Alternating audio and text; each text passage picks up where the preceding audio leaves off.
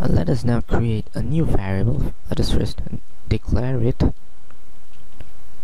We will name it as fourth-var, and this will be used to store our remainder when we are using this modulus operator. Let us now see how this modulus operator works in real life.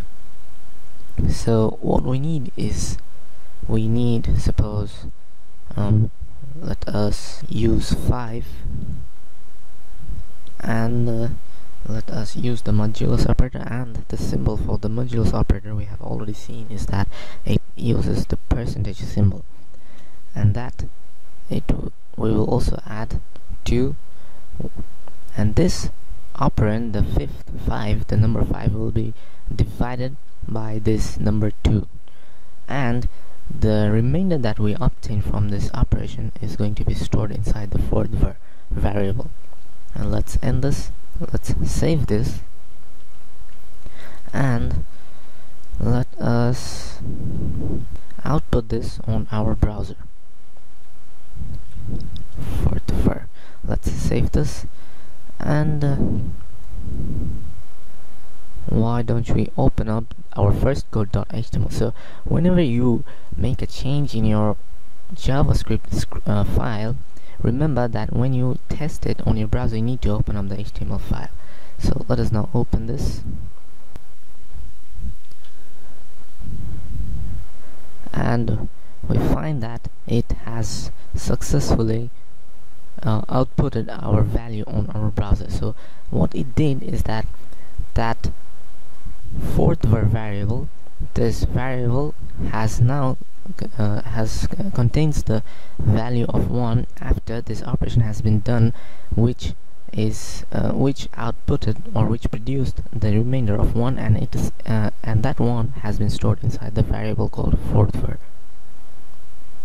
Now we need to talk about the operator precedence. So every programming languages, the programming languages that you learn in the future, or if you're already a programmer who is learning JavaScript as a new language, you'll be familiar with the idea of operator precedence. So what this operator precedence is that the addition, subtraction, division, and the multiplication has their precedence, or which means that the compiler will actually prefer one of them over the other.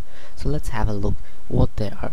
So when we talk about the operator precedence, the first thing that comes into the mind is that which operator, either the addition operator, the subtraction operator, or the division and the multiplication operator are going to be preferred first by the compiler.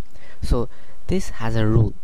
The easiest way to remember this is that there is a phrase, there's an English phrase. The English phrase is known as "my dear Aunt Sally." So this is a simple way of understanding and remembering which operator is preferred first inside the compiler.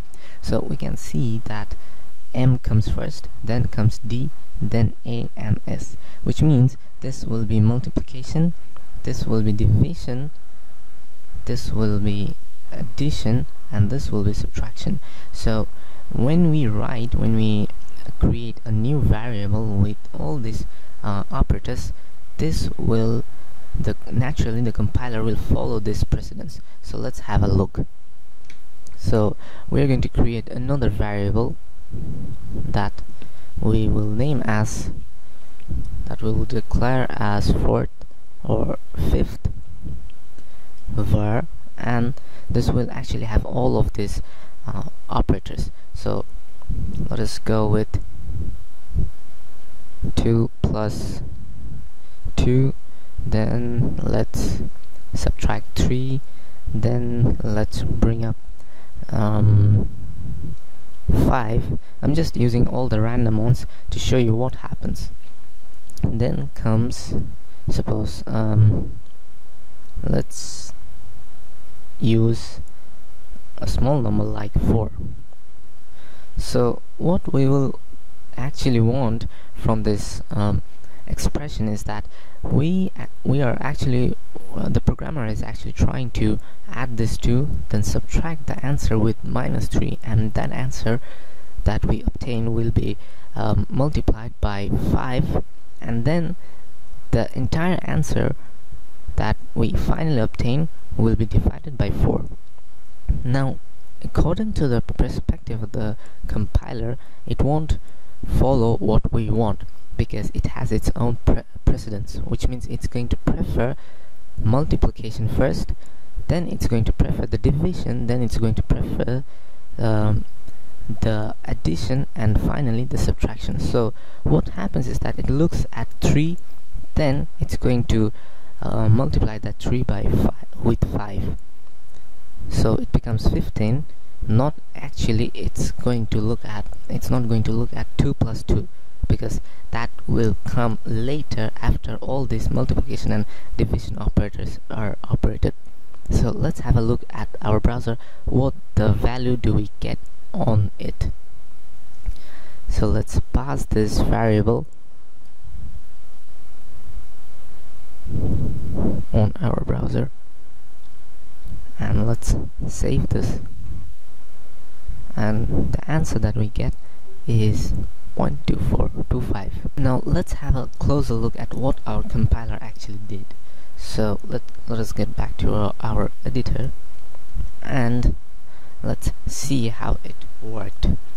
So what the compiler first did was it took this number, it multiplied 3 with 5, and it produced 15. And so this 15 minus 15, perhaps this minus 15 was then divided by 4, which gave the answer of minus 3.75.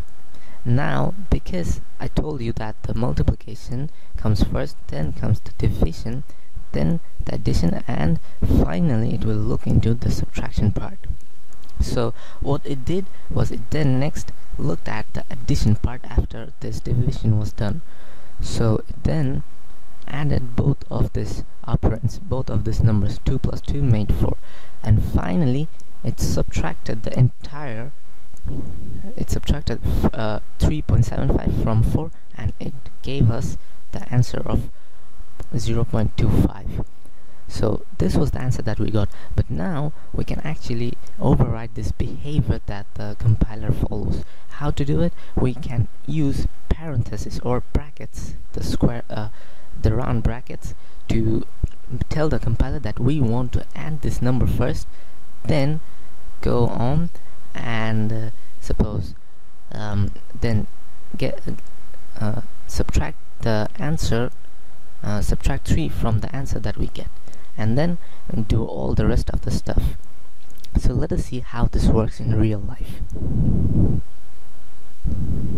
So let us put 2 parentheses.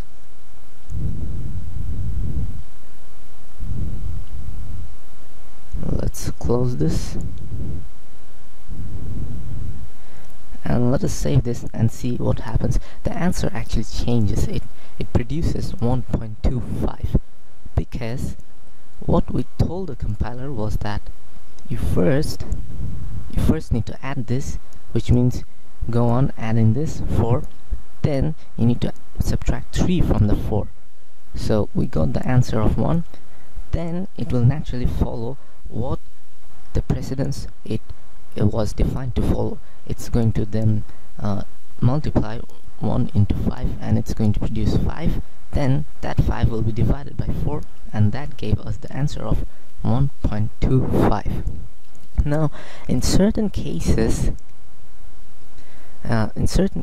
we may come across numbers that produce infinite values, like there are certain cases where we'll be looking into numbers like this, 1 divided by 0. So this 1 divided by 0 gives us the value of infinity.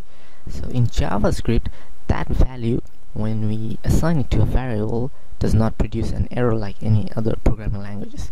So what JavaScript does is that it when it gets this value, it actually converts it to another form called NaN. This is another form that is assigned to the variable, in which it is it is contained. Now this NaN means not a number. Suppose we assign it to a variable called sixth var, and this sixth var contains this value 1 divided by 0. Or suppose we create a complex mathematical operation, and that mathematical operation produces this value of infinity, and it is then stored inside this variable called sixth var. Now the sixth var would actually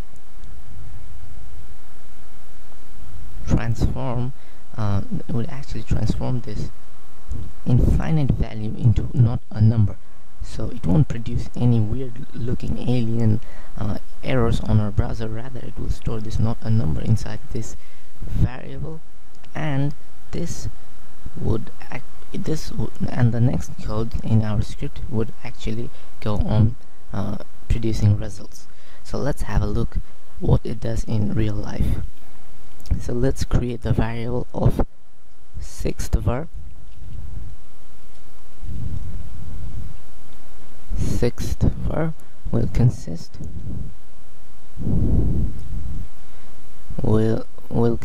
the operation of 1 divided by 0, and the answer will be stored inside this variable. Now let's use this on our browser. Let's save this and see what happens. Now we see that the JavaScript algorithm produces infinity. That's what we wanted.